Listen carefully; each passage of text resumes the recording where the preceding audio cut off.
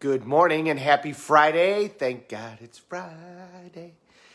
So, why do we tell all these stories? Why do we tell stories of people that have been significantly successful and beat the odds? Why do we tell the story of Blakely? And why do we talk about all of these things? Well, let's go back and remember one of the first conversations that we had. We talked about that there's really two things that decide the quality of your life. And if you can manage these two things, then you get everything. And if you don't manage these two things, then you typically don't have the quality of life that you're looking for. And the first thing is state management, the ability to manage your state. Your state are the emotions and the feelings that you're having at any given time. And the second thing is whoever you surround yourself with is who you become. So when we talk about all of these stories of all of these people and the way that they overcame the odds and how they were able to become significantly successful, even though they had no experience, there was no reason that this should work out this way, but it did, it helps us manage our state because we then focus on what's possible as opposed to what's wrong or what could go wrong. When we do all these incantations, if you can't, then you must. Life is happening for me, not to me. Change my expectations for appreciation. When we do all of those incantations and say those things, it changes our focus. So if something bad happens, because inevitably things are going to go wrong. Inevitably things are going to happen that are not what you want to have happen. And there's a lot of things that are going to be out of your control. So when something like that happens, if you've done these incantations and if you've programmed yourself so that this is where you go, this is what you think about, then it manages your state. So if something bad happens and your response is, well, life is happening for me, not to me, well, now you go, okay, rather than focusing on why did this bad thing happen, you start focusing on, all right, well, what's positive out of this? If life is happening for me, not to me, what am I supposed to learn? What's the lesson that I can get out of this? How can I use this to move forward? And people who are significantly successful in life don't dwell on what's going wrong. They focus on where they want to go. And that's the other thing that we learned from listening to these people is they had an unbelievable desire to achieve their outcome, and they burnt their boats. There was no other possibilities. And when you do that, when you reach impasses, then you quickly start looking for ways around them. When you've only hoped for an outcome, when you haven't made it a must, when you hit a bump in the road, you stop and you just focus on the bump. You just sit there and look at, well, look, here's what's wrong. This is what's wrong. This is what's wrong. This is what's wrong. This is what's wrong. And will that get you anywhere towards the accomplishment of your goals or a happy or a healthy life? Absolutely not.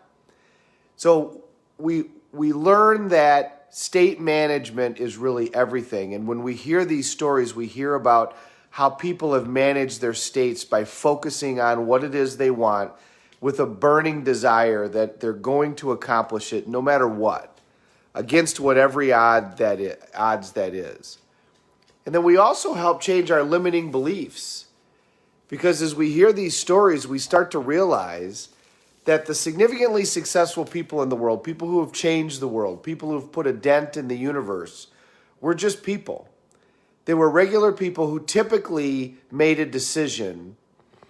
And the decision either was, I'm going to put a dent in the universe, or the decision was, I'm going to serve at an incredibly high level, and then by doing that, they put a dent in the universe. I mean, that was Steve Jobs' line, let's go put a dent in the universe. He didn't start out saying, let's see if we can try to compete and sell a few computers. Let's see if we can have a company that is even relevant on a national conversation. He started out by saying, let's go put a dent in the universe. That was the idea that he put into everybody's head. Well, when you start out your day going, I'm going to go put a dent in the universe, how much expectation do you have in terms of what you're going to accomplish that day? I mean, what is your vision of what you're working on when that's your outcome? I mean, if you get up and your day is, well, I want to make sure I go to the grocery store and I want to make sure that dinner gets done right and I want to make sure I do laundry. Not that there's anything wrong with getting those things done, but when you wake up and say, I'm going to put a dent in the universe for the rest of my life, that creates a whole different vision. And that was Steve Jobs. He didn't care about all the other stuff. In fact, he needed some help with all that other stuff. His focus was on that particular outcome. So a reminder of those things that are important. State management is the start to all of this. The ability to manage your state during tough times is what is going to make it that you either accomplish the things that you want or have a happy life or don't. Because the tough times are going to come.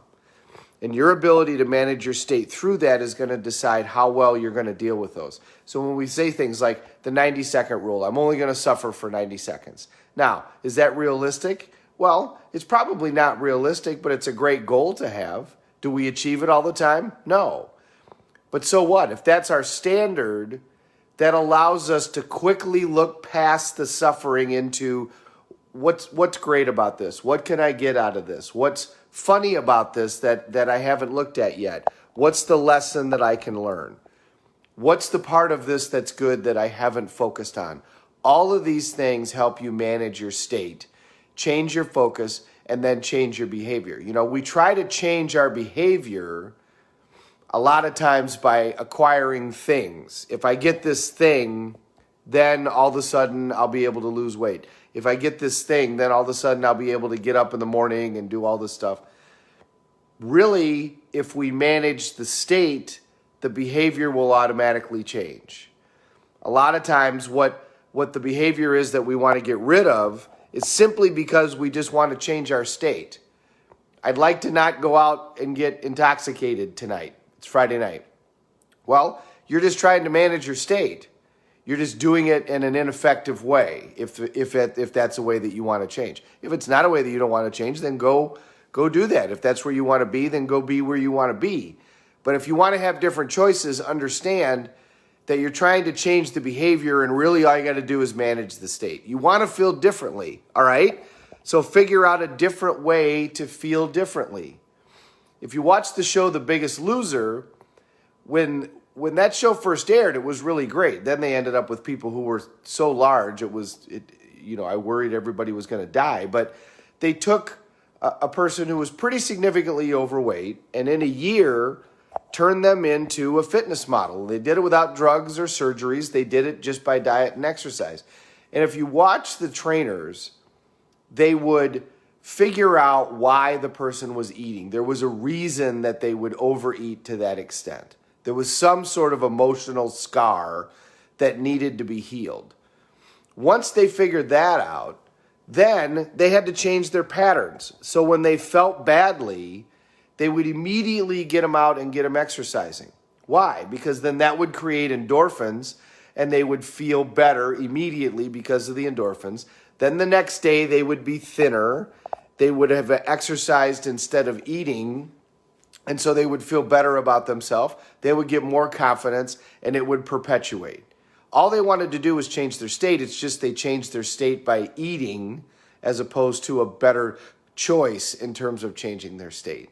So if you don't feel well and you want to feel better, go exercise. Go for a run. Go for a walk. When I was managing people through divorces, when I first started practicing law, I would always tell them to work on their physical body first. Get up every morning and go for a walk. Get up every morning and do some type of exercise. And then focus on what you can control, not what you can't control. Control your response because those are the things that you can manage. So these stories are awesome because they show us people that burnt their bridges and focused on their outcome and decided, I am not going to rest until I achieve that outcome.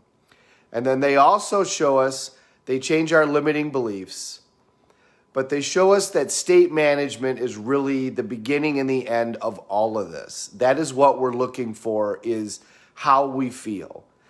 And we can decide that at any moment. And so this is a reminder of the things that we've already talked about that we're going to just keep talking about, because this is really the fundamental basis of everything. Learn to manage your state. Learn to focus on where you want to go, not where you don't want to go. Learn to focus on where you're headed, not where you've been. And these incantations, if I can't, then I must, life is happening for me, not to me, they help. Because that's what will pop into your head is life is happening for me, not to me. Okay, so what's the good in this that I haven't spotted yet that I'm going to spot? That's the way to manage your life, and that's the way to have the quality of life that you're really looking for. Because at the end of the day, all of this stuff doesn't matter. How you feel is what matters, and you can change that at any time.